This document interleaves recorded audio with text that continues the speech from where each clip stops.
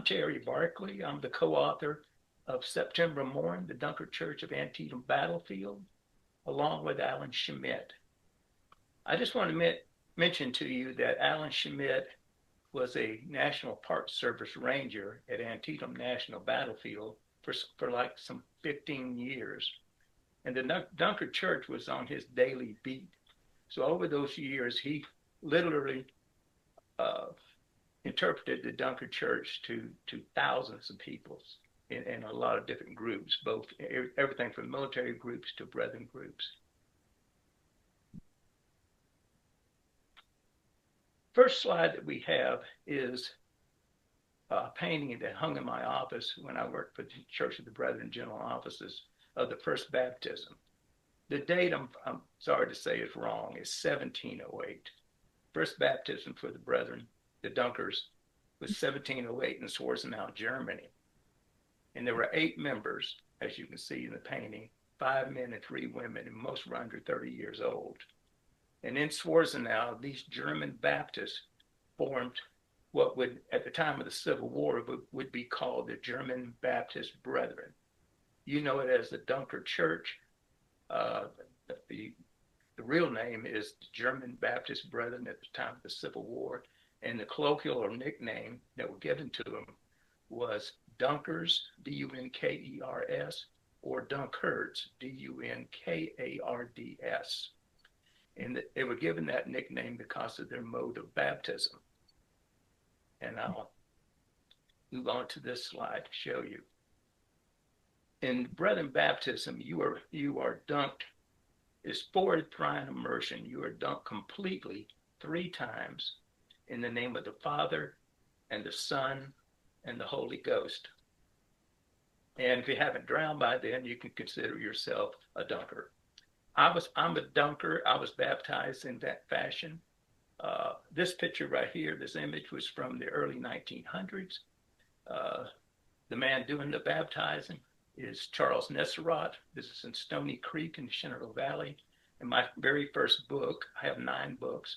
My very first book was about this particular elder who's doing the baptism. So that's where Dunker and Dunkards come from.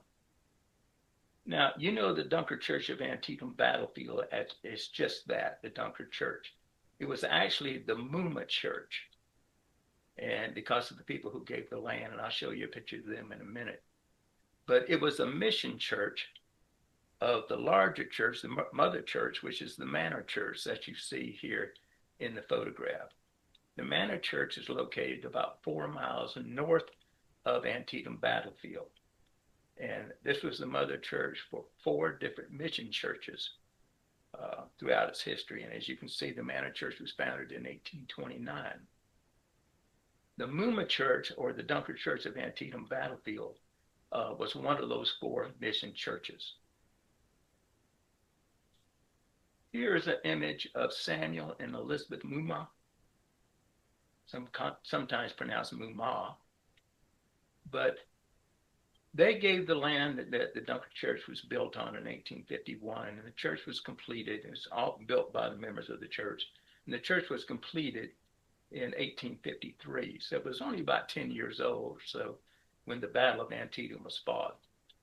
A point to be made here, Elizabeth looks very brethren, you typical with prayer cap type thing, but Samuel doesn't look very brethren at all, because during the Civil War, the brethren, as they're normally called, you know them as Dunkers, but you can call them brethren. The brethren had not adopted their so-called garb or uniform until after the Civil War. The Brethren are one of 3 churches that are recognized by the federal government as the historic peace churches. And they include the Quakers, the Mennonites, and the Brethren. And all of these churches after the Civil War pretty much adopted what was known as the garb. It was something that would set them apart from the regular world dress. And you'll see examples of it as we go along. Usually for the men, it was a collarless coat, no tie, and for the women, it was This is sort of a sack dress with a bodice over it and a prayer cap. But you'll see more of that as we go on. But they donated the land for the little Dunker Church of Antietam battlefield, and was only about 10 years old at the time of the battle. Okay. Here is a markdown of what the little Dunker Church of Antietam battlefield looks like. And as you can see, it's very, very plain. Basically, green shutters and a green door, and everything else was whitewashed. So it had no signage, no crucifix, no embellishment of any type. It's very, very plain, which is the way the Civil War era brethren were. This image was actually made after the Civil War, but it shows very plainly that the church had basically green shutters and a green door. And I harp on the door because we'll be dealing with that later on. What you're seeing here in this picture, you're seeing the West Woods behind the church, and along the fence line, which is a bipolar, is the Hagerstown Pike. The Hagerstown Pike went from Sharpsburg, which is what the South called the Battle of Antietam, Sharpsburg, and the North call it Antietam after Antietam Creek, which flows through there. But it goes from Sharpsburg to Hagerstown, the Hagerstown Pike. And the little Dunker Church is sitting right there on the bluff overlooking the pike. The Dunker baptism site of 1862. This is the middle bridge, which is now the modern highway that goes across Antietam Creek. If you know anything about Antietam, there are actually 3 of these bridges. This is the middle bridge. There's an upper bridge, which is still standing.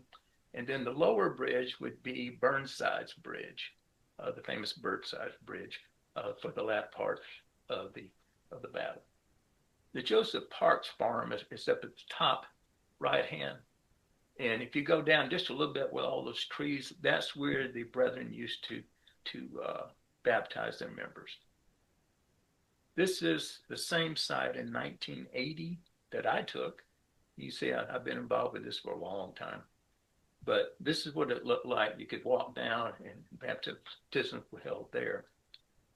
This was done in 2016. Now, keep in mind that Antietam Creek is a fast flowing creek. And of course, with flooding and everything else that goes on throughout the year, the site has been greatly changed from what it was even in 1980. But this is it. And if you look down the creek, you're going down to the middle bridge, which is a modern highway today. This is Dr. David R. and Margaret Miller. And they are brethren. You can see she has that brethren look. And once again, he does not.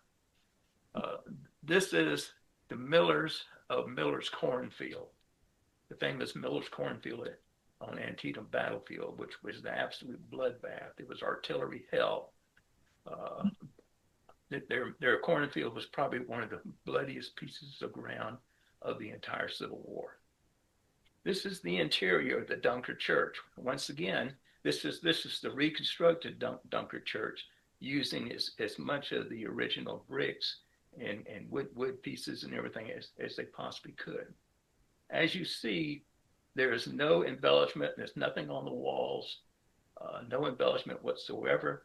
The brethren did not believe that their ministers, who were all free ministers, and there were multiple ministers, that they didn't believe that they should be on a raised pulpit. They believed that all members of the brethren are ministers in their own right. So if you look to the front there, you'll see a low table facing the benches. That is the elders' table. And that you usually have 2 or 3 different ministers, at least one elder who would hold the services. So the last service that was held on the Sunday right before the battle, and of course the Battle of Antietam was September 17th, 1862. Now, I need to tell you more about Antietam here in a minute, but I just want you to see how plain this is. And a lot of the woodwork around the doors and everything, and a lot of these benches right here are actual benches that were used in the Dunker Church.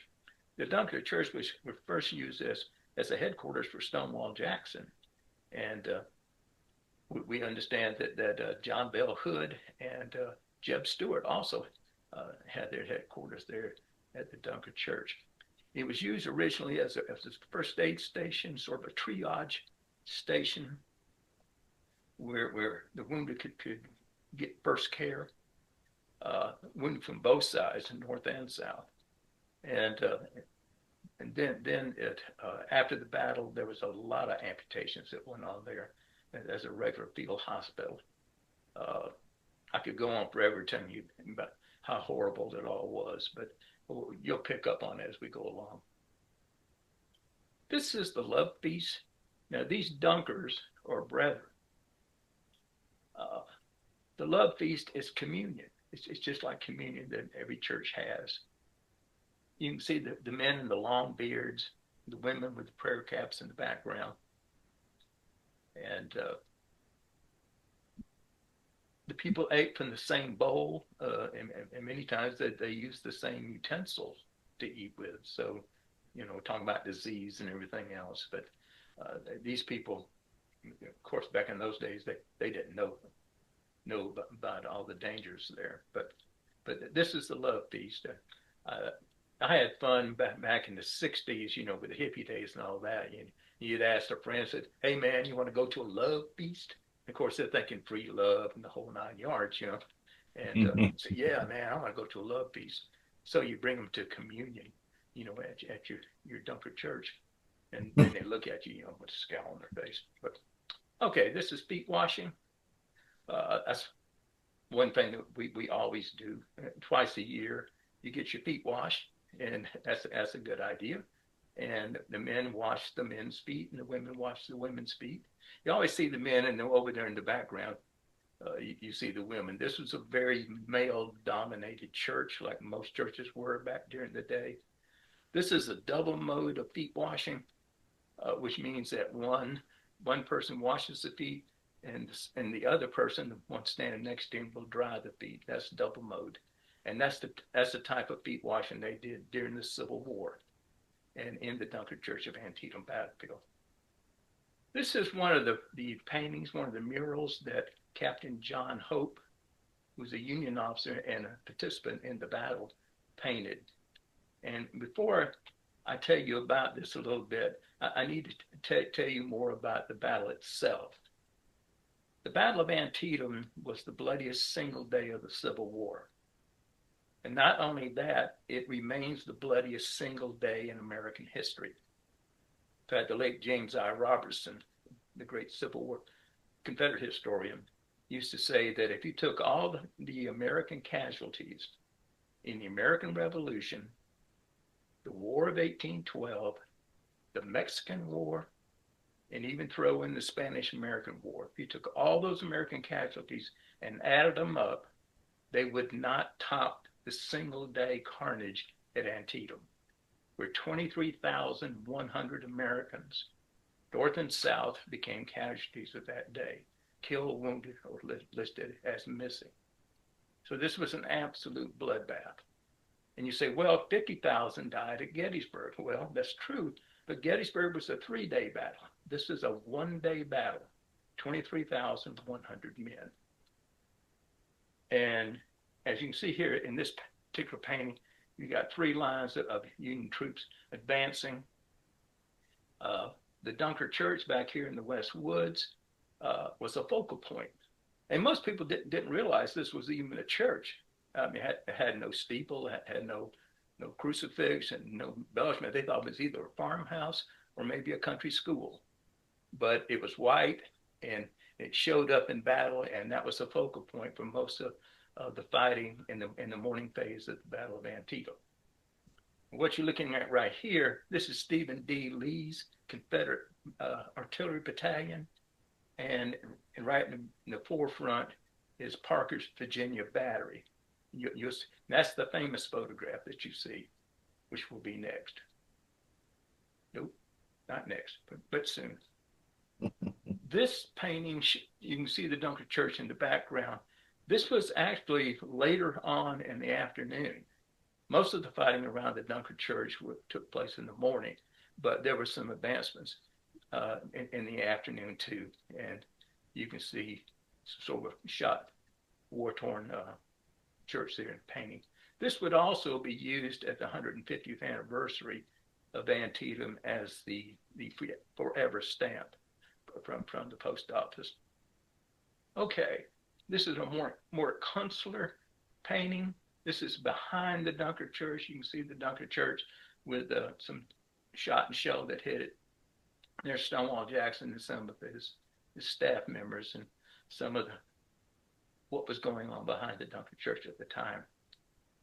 Anywhere from 12 to 15,000 men fought in and around the Dunker Church, and the casualties were staggering in this particular area. The book, by the way, has a foreword and a appendix by the late Ted Alexander, who was the chief historian at Antietam National Battlefield, and his appendix gives a real detailed look at what was going on around the Dunker Church at the time of the battle. He gives units and unit sizes, unit casualties, and the whole bit, complete with maps. So that's one of the highlights of the book. Okay, the only building destroyed during the battle, ironically, was Samuel Mooma's farm, because if you looked out the front of the Dunker Church, you're looking at his farm, and his farmhouse was between the lines. And the Confederates felt that Union sharpshooters would get there in the farm buildings and everything, and start picking off people right and left, officers and whatever. And so they sent a company out there to destroy the building and sort of take that out of the battle as far as the enemy was concerned. And this is a ward drawing of that. And this is an image of the Mooma house after the battle. Now, almost all of these images were taken by Alexander Gardner. He came 2 or 3 days later after the battle and did most of these images. Is what we have. Okay, here's the famous image that most people are familiar with when they see the Dunker Church. Confederate dead in the foreground with the caisson and everything. They are from Parker's Virginia Battery of Stephen D. Lee's Confederate Artillery Battalion. You see the fence line for the Hagerstown Pike. You see the West Woods, how thick they are. And you see some horses outside of the Dunker Church. The windows open, doors are open, all this. You see shot and shell that hit the building. It was actually really badly damaged. It may not look so much right there, but it really was. It had a lot of damage on either side in the road. But you see horsemen there at the time. After battle truce, you can see the damaged Dunker Church once again, and they had a truce so both sides could remove their wounded and their dead if they could. Clara Barton shows up on the battlefield after the battlefield with a wagon filled with medical supplies. And she had no official capacity there whatsoever. She did this on her own. She showed up with all these medical supplies and started setting up field hospitals all around the battlefield. And one of the things she did, she came to the Dunker Church to remove some of the more badly wounded soldiers, north and south, and took them to one of her field hospitals. Of course, you know that later in life she found the American Red Cross. On October 3rd, 1862, about a month after the battle, Abraham Lincoln, then President of the United States, came to visit the battlefield. Actually came to visit the battlefield and also to relieve Little Mac, George B. McClellan, right? You can see him.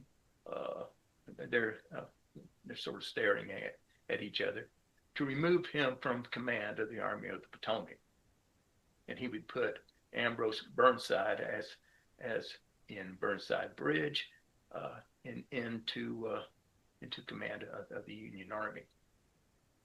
This date, October 3rd, while Lincoln was touring the battlefield, he stopped by the Dunker Church. He gave a little talk from the steps to a crowd of people who had gathered, and then he went inside the Dunker Church and visited with the wounded of both sides. And so this is after that visit, and they're here at the Grove House. You can see the house in the background. The Grove House is still standing. It's still a family home. It does not belong to the National Park Service. It is a private home. That the gentleman to the far right with a slash hat and the sword, that's George Custer, by the way. And there's a lot of other notables in the picture too. But okay, now back to the Brethren. This is Elder David Long, who was of the Brethren, a Dunker. He was actually a member of the Manor Church that we showed you a picture of earlier, the Mother Church. He had a large family, and all of his kids grew up to be the boys all became Brethren ministers, and the girls all married Brethren ministers. So he was a very well known and strong Brethren elder there in the area. He is the one who preached the last sermon in the Dunker Church before the battle, Elder David Long. And this is a nice picture. And he looks more Brethren. This is a later picture, later in life, and they got the garb on. And the long beards that are not, coiffed in any way. They just let them grow. And no mustache. The Brethren didn't like, they liked beards, but they didn't like mustaches, because the mustaches reminded them of some of the persecution they sustained in Germany, for example, from some of the soldiers there. So they decided not to go with the mustache. Although you will see some pictures of people, Brethren with mustaches, but that was a personal choice, I guess. Okay. This is the home of David Long, Elder David Long. I took this picture in 1980, and even though it's about 4 miles from the battlefield, it was actually hit by a cannonball in the side that lodged into the side of the house. So no matter where you were in this battle, you had to be careful. I should mention also, though, that General Robert E. Lee, the Confederate commander, had about 40,000 men, roughly, and George B. McClellan had 87,000 men, but he only committed about 50,000 men to the battle itself, leaving him 37,000 men in the field who never fired a shot in this battle. And that's what Lincoln was so mad about. He said, okay, at the end of the battle, Lee retreated back across the Potomac into Virginia. And he said, okay, I understand that the 50,000 were cut up pretty badly, because both sides were cut up pretty badly. But you had 37,000 other men that you could have pursued Lee into Virginia and annihilated the Army of Northern Virginia under Robert E. Lee and probably ended the war. But as Lincoln said of McClellan, he had the slows. And he didn't pursue Lee. And a good opportunity to end the war went with him. And that's the main reason that Lincoln replaced McClellan. Here's a postcard, early postcard of the Dunker Church. Once again, you've got the solid colored shutters and the solid colored door. And if you can see this right down here, next to that tree, you see a swing hanging down. This is Elder Daniel P. Saylor. He and his wife Sarah. He was known as the Bishop of all Maryland. The brethren didn't have bishops, but he got that nickname because he was, of all the brethren elders in Maryland, he was the main guy. And it was through him that later, after the church is, the Dunker Church is blown down, we'll get to that here in a minute, he would be the one to help raise monies and things to rebuild the Dunker Church. Now, the Dunker Church survived the battle. It was badly beaten, but it did survive the battle. Later, a windstorm would blow it down, and we'll go to that. Another little sidebar here. After the battle, there was a Union soldier. He was a corporal then. He at the time of his death, he was a sergeant. Was Nathan Dykeman of the 107th New York. And after the battle, he wandered into the Dunker Church, saw that the pulpit Bible was still there, and decided this would make a very nice souvenir of the battle. And so he took the pulpit church Bible with him from the Dunker Church.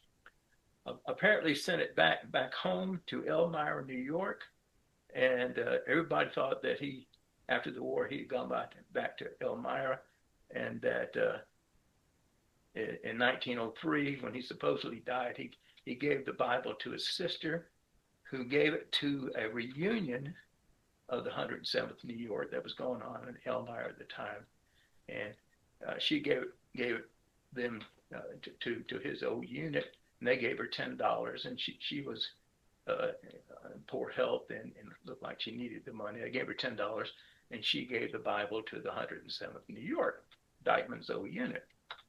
Well, the 107th decided we need to return this Bible to the Dunker Church at Antietam battlefield. But nobody knew how to do that, and they didn't even know if the Dunker Church even survived the battle. It was so badly torn up and everything. Plus, nobody in Elmira, New York, even heard of the Dunkers, much less anything else. But then somebody remembered that there was a Dunker who lived in Elmira, and it was this black gentleman, John T. Lewis. And the story's going to get interesting here in a minute, guys, so stick with me. This is John T. Lewis holding the Dunker Church Bible. He was a free man, born and raised in Maryland. At the time of the Civil War, he left and went up to Gettysburg, but this was before the battle. And then from Gettysburg, he made his way on up to Elmira, New York. He worked as a farmhand for a family known as the Langdon family. And the Langdon family is significant because they were the in-laws of Samuel Langhorne Clemens, better known as Mark Twain. And here you have John T. Lewis and Mark Twain. Lewis, at one point, and witnessed by Mark Twain, saved some of the family members in a runaway carriage that was plunging down the hill and about to go off a cliff, and because the road sort of L-turned, and John T. Lewis was coming up the hill in a farm wagon, and when he saw the runaway wagon, he pulled his farm wagon across the road to block it, and then got out. And apparently he was a very powerful man back in his day. These pictures of him as an old man, but he was able to grab the reins of the horses, pulling the carriage, and bring them to a complete stop before the carriage would plunge over the cliff. And of course, this made him a hero with the family and all of this, and everybody really, did things to show their appreciation and all that. Samuel Clemens gave John T. Lewis copies of his books, signed copies of his books, and he also looked after John T. Lewis throughout the rest of his life, and actually made sure that he got a little pension in his old age, and they were good friends. And here, another picture of Mark Twain and John T. Lewis. Now, John T. Lewis was a Dunker. He was brethren, and it was through him that the 107th New York was able to find out who to contact down at the Dunker Church at Antietam Battlefield, and it turned out to be Reverend John Otto, and it was through him that the Bible was returned to the Dunker Church of Antietam Battlefield in 1903. So it's kind of a convoluted story, but it's a really interesting story. Now, when John T. Lewis died, he was buried in an unmarked grave there in Elmira. I think it's a Woodlawn cemetery. Mark Twain would be buried in the same cemetery, but over with the Langdon family and all that. John T. Lewis would be buried in an unmarked grave, and for over 100 years, his grave remained unmarked. Until the Brethren Historical Society decided that they would raise money and that they would raise money and do a stone for John T. Lewis. And very simple, as the Brethren are, 1835 to 1906, John T. Lewis. And like I said, Mark Twain is buried in the same cemetery there in Elmira. That's also the home of Elmira Prison, which was sort of the Union version of Andersonville. The Dunker Church Bible made it back to Sharpsburg. Later, it was kept in the vault of the Washington County Historical Society for many years because they were afraid that someone would steal it again. I'll get to that a little bit more in a minute. But it was restored. The Bible was restored, and for many years it's on display in the museum section of Antietam National Battlefield, the visitor center. This brethren minister who's in the garb, that's actually an old friend of mine. This is the Reverend Frank Ramirez, but he's showing the collarless coat and hat, and this is basically what brethren ministers wore, even at the time of the Civil War.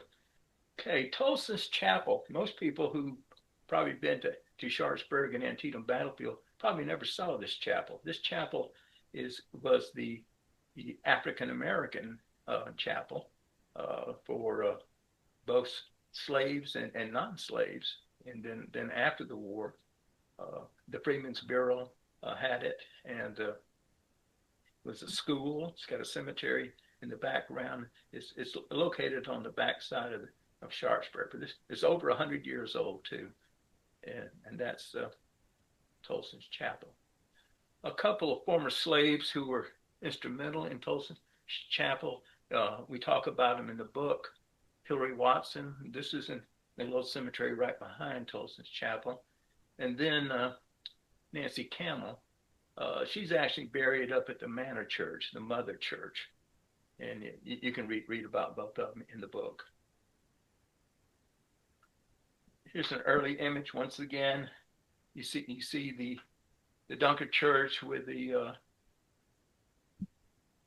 solid colored green windows and the green door. You see a cabin, some sort of a log cabin looking building down there, and the wagon is actually on the Hagerstown Turnpike. Okay, this is the 121st Pennsylvania Regiment in one of their reunions in 1888. The baptism of fire for the 121st Pennsylvania was at Antietam, and they were cut to pieces in the West Woods by Stonewall Jackson's men. And you can see that the church looks much bigger for some reason. It just has the way the angle is that it normally is. Now we're back to the door. When the National Park Service took over portions of the battlefield, they had to add portions and time and time again. But they the Dunker Church, this was before it was blown down, but the Dunker Church was still standing and had the green shutters and everything. They didn't like the green door, and the National Park Service decided that the brethren needed to have this more colorful door to sort of set the plain building off. And of course, this is nothing like what it looked like. And the old brethren would have never allowed a door like that on their church. But now it belongs to the Park Service. So that's where you got it. And as we go through this, you'll see that no matter what, even though the Park Service went out of its way to recreate the West Woods and make everything look it's exactly the way it was at the time of the battle, they would not change that door, no matter what. We've talked to everybody on the Sun, including the director and everybody else, and it still has that door today, and it's not right. But that's my gripe for today. Okay, here, April 23rd, 1921, there was a windstorm that came through the Antietam Valley, and the windstorm was so strong, it actually blew down the Dunker Church. Now, it should be, I need to state that the integrity of the building was in question to start with, or probably wouldn't have blown down. But souvenir hunters had been coming to the battlefield for decades then, and they always wanted to go away with some sort of souvenir. And what they hit on, for the most part, was a brick. Well, I took a brick from the Dunker Church, and take another brick.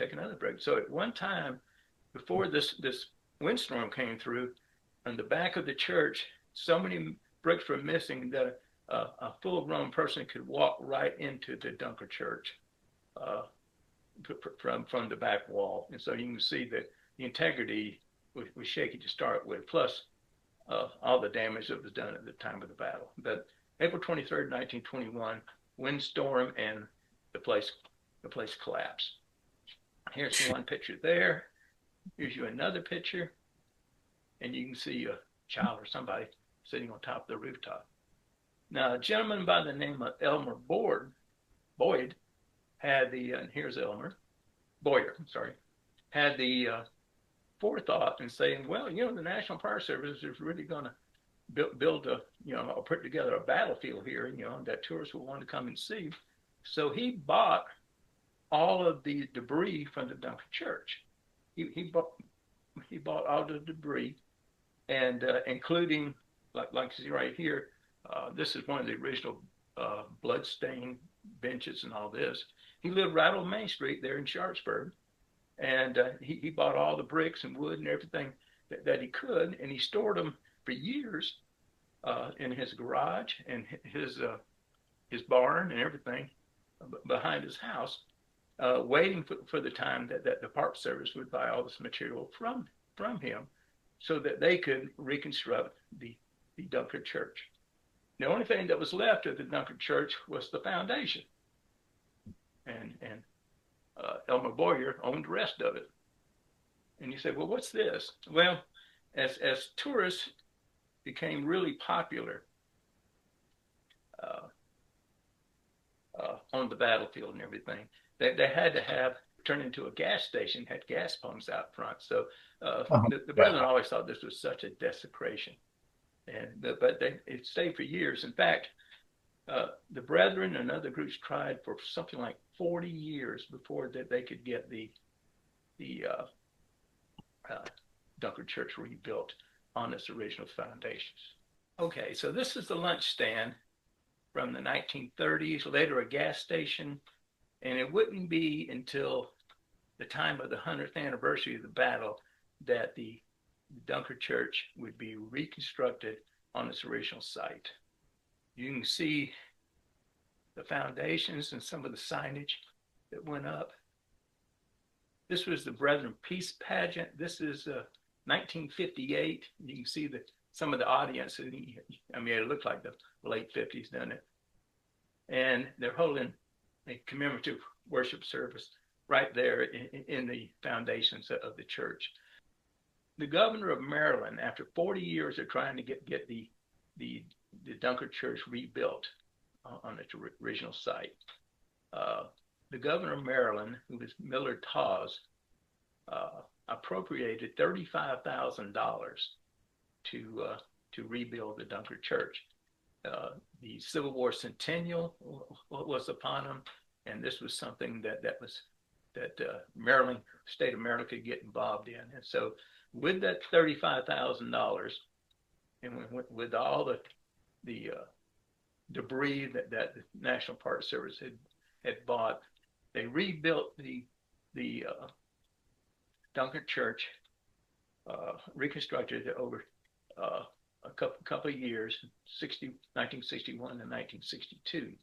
Now, the point I want to make here is that the original bricks were used around the doors and some of the windows and all the woodwork that they had from the original church that they could use. They used just about all of it, but then they meshed it with brick and everything that would be compatible and look with it. Now, so it was a red brick church when it was done, and then they painted it white. The original church was whitewashed. The first official visitor was Ruth Otto, and she's important because her father was the last Brethren minister to preach in the church before it blew down. And scary thing to me is in this picture, she's only 70 years old, and I'm 75, and I hope I don't look that old and whatever, but that's it. Okay. At the rededication of the Dunker Church, September 2nd, 1962, this is Maryland's governor, Millard Tolles, who gave who appropriated the $35,000 from the state to rebuild. And on a rainy day, as you can see, they issued this little Antietam coin, 50-cent coin, and all this. It's interesting that the coin's only good. It's good for trade for 50 cents, but only before 2 p.m. August 1st, 1962. I guess it went out of paper then. They rebuilt the Dunker Church, and it looks good. It looks good.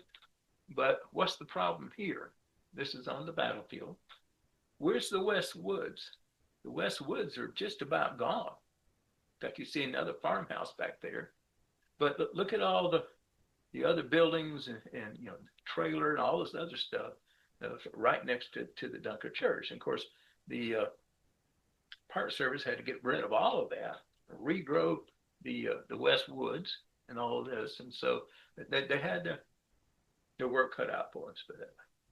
And this is Battle of Antietam. This is the sesquicentennial, the 150th anniversary. But you see now, with the Dunker Church rebuilt, they use that in almost all their logos.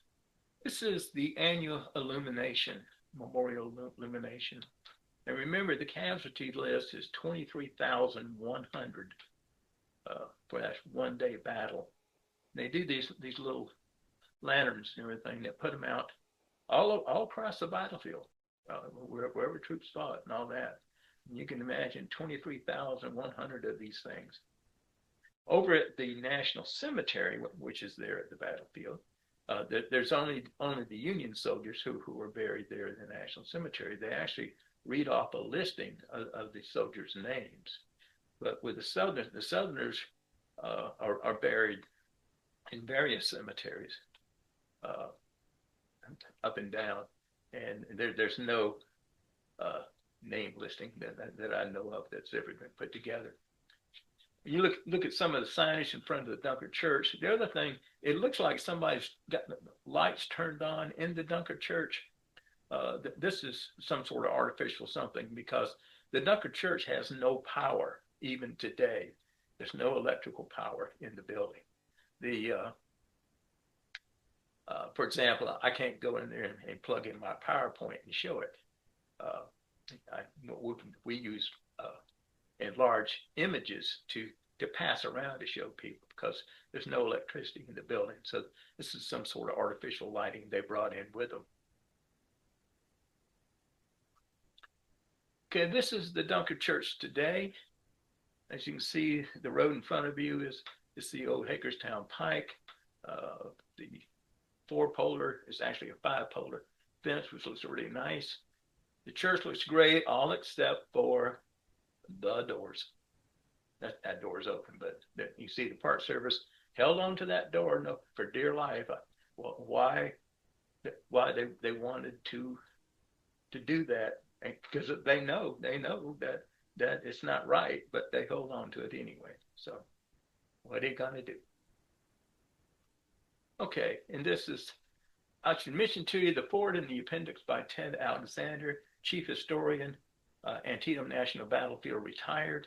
Uh, that's one of the best parts of the book, actually, in my opinion, because it really tells about the actual fighting that happened in the little Dunker Church.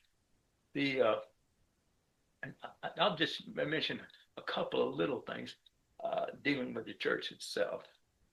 Uh, for example, there's a story of a little Confederate drummer boy who became known as the drummer boy of Dunker Church, and they found him out in front, leaning against a tree, and he had been wounded in the leg, and he was writing a little note to his mother, telling her that he'd been wounded in the leg, but it didn't hurt much, and he would be home soon.